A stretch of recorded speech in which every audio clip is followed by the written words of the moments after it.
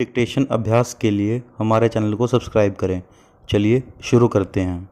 गति लेखन संख्या 79 GD बेस्ड रेडी स्टार्ट। सरीमन, हम जो भी योजनाएं शुरू करते हैं, क्या उन योजनाओं का लाभ हम किसानों तक पहुंचा पाते हैं? क्या उन योजनाओं का लाभ किसानों को प्राप्त होता है? प्रश्नवाचक। इसके बारे में कोई भी तथ्य सरकार सामने पेश नहीं कर सकी है। पूर्ण विराम। महोदय, जैसा आपने सदस्य के रूप में यहाँ कहा कि आज किसान की जो हालत है, यदि हम उसे सुधार नहीं पाए तो भविष्य में हालत और बिगड़ सकती है। पूर्ण विराम। इस सदन में गेहूं के आयात का विरोध किया गया। पूर्ण विराम। कृषि मंत्री जी खाद्यान्न मंत्री भी हैं। पूर्ण विराम।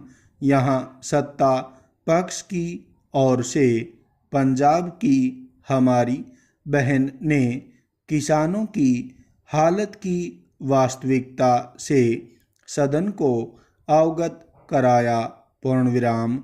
सरीमन, जब गेहूं आयात करने का फैसला लिया गया तो सबसे ज़्यादा दुख या विरोध अगर किसी ने किया तो पंजाब के किसानों ने किया।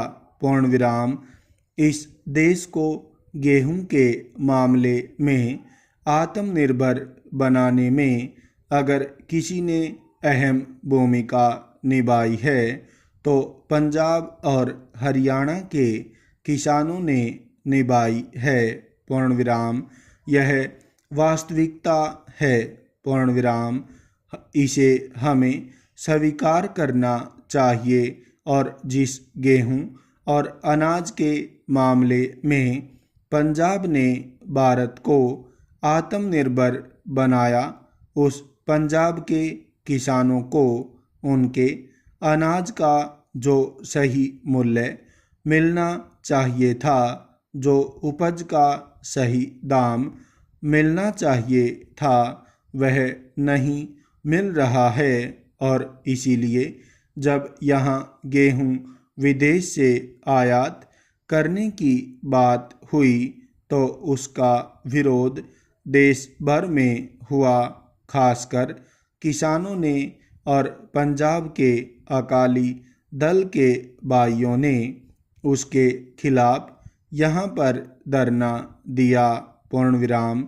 मैं इस बात को इसलिए कह रहा हूँ क्योंकि आज इस देश में सचमुच में गेहूं की कमी है। पूर्ण विराम। मुझे नहीं लगता है कि सरकार इस बात को स्वीकार करेगी। पूर्ण विराम। आज हमारे पास बफर स्टॉक की कमी है। पूर्ण विराम। एक समय ऐसा आया था जब इतना बफर स्टॉक हो गया था कि हमें अनाज को समुद्र में फेंकना पड़ा था। पूर्ण विराम। यह वास्तविकता है। पूर्ण विराम। सचमुच में अनाज समुद्र में फेंका गया था। पूर्ण विराम।